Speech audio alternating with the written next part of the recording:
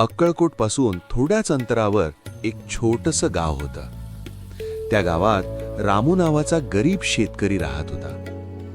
दुष्काळानं शेती जळून खाक झाली होती.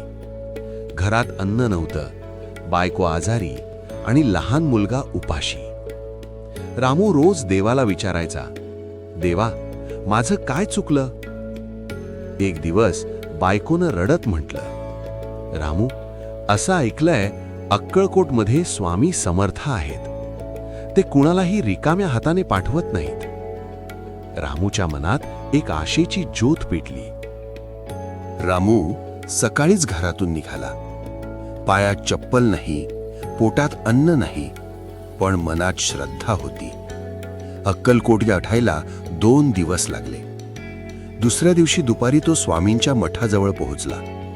स्वामी मोकळ्या जागेत बसले होते, डोळे मिटलेले, अंगावर फाटकी वस्त्र, पण चेहऱ्यावर अद्भुत तेज. रामू दूरच उभा राहिला. डोळ्यातून अश्रू वाहू लागले. रामू काही बोलणार तेवढ्यात स्वामींचा आवाज घुमला. अरे रामू, इतका उशीर का केलास? रामू थरथर कापू लागला. स्वामींना त्याचं नाव कसं माहीत? तो पुढे आला आणि स्वामींच्या पायावर कोसळला. स्वामी, सगळं संपलंय. घर, शेती, संसार. स्वामी हसले. संपलंय ते तुझं धैर्य, बाकी सगळं अजून शिल्लक आहे. स्वामींनी जवळ पडलेला एक दगड उचलला आणि रामूच्या हातात दिला. हा घे, उद्या सकाळी हा दगड सोनं होईल, पण अट एकच, रात्रभर शंका करू नकोस. रामू आनंदाने निघाला, पण रात्री विचारांनी झोप उडाली. खरंच सोनं होईल का? स्वामी फसवतील तर?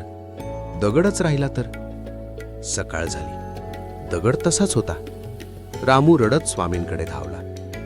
स्वामी शांतपणे म्हणाले, दगड सोनं न झालं कारण तुझी श्रद्धा शुद्ध नव्हती.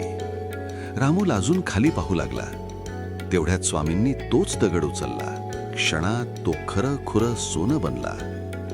विश्वास असेल तर दगडही देव बनतो. शंका असेल तर देवही दगड वाटतो. रामूच्या डोळ्यातील अज्ञानाचे पडदे गळून पडले. रामू म्हणाला, स्वामी, मला सोनं नको, माझं दुःख दूर करा. स्वामींनी त्याच्या डोक्यावर हात ठेवला.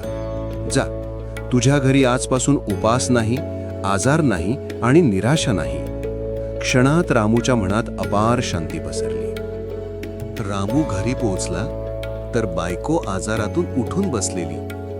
घरात शेजाऱ्यांनी धान्य आणून ठेवलं होतं. पावसाने पुन्हा शेती हिरवीगार झाली होती.